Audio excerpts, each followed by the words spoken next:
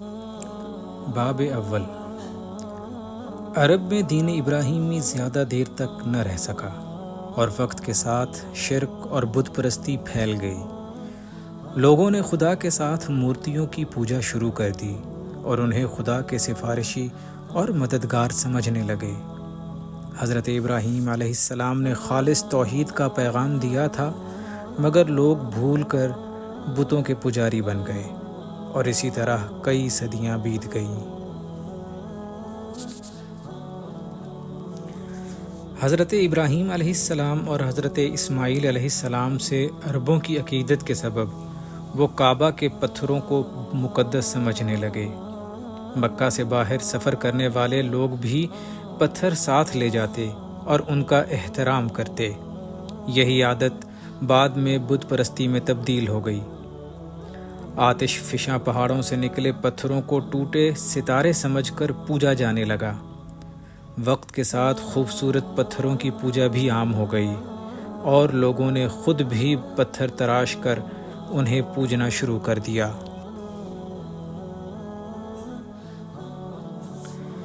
پہلا بت جو کعبے میں نصب ہوا وہ ہبل تھا، جسے عمر بن الحی مکہ لایا۔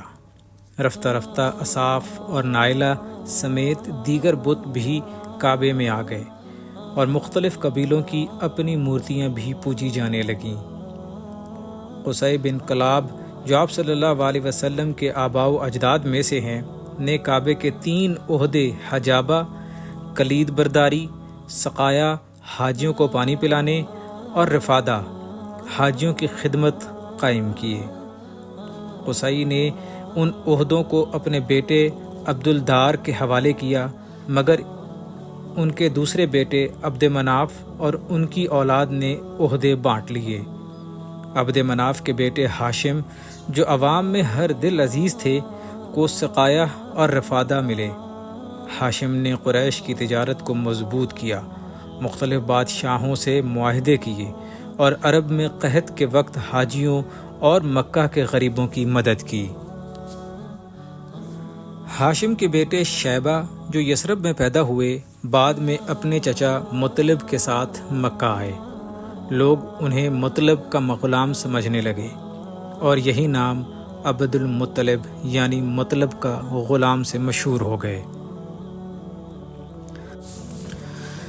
حضرت عبد المطلب کو سقایا اور رفادہ کی ذمہ داری ملی۔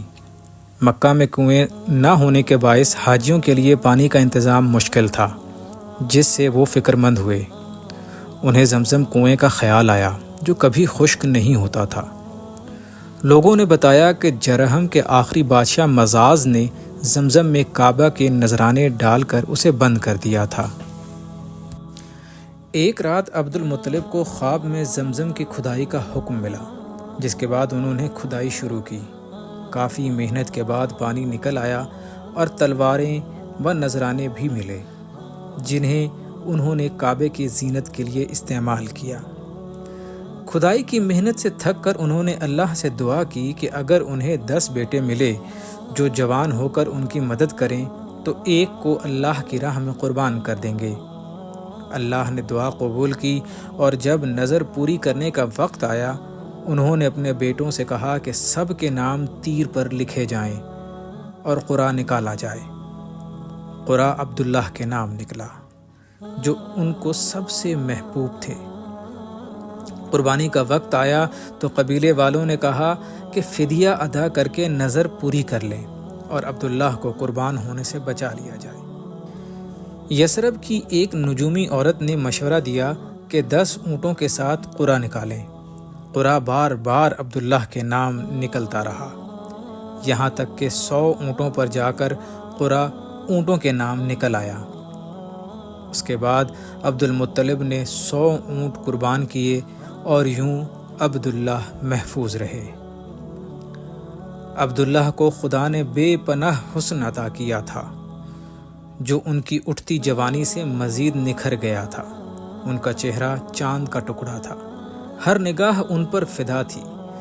نظر والے واقعے کے بعد ان کی عظمت مزید بڑھ گئی اور خواتین میں شادی کی خواہش بڑھ گئی، مگر یہ شرف صرف آمنہ کے کے نصیب میں تھا، جو قریش کی معزز خاتون اور بنی زہرہ کی سردار کی بیٹی تھیں۔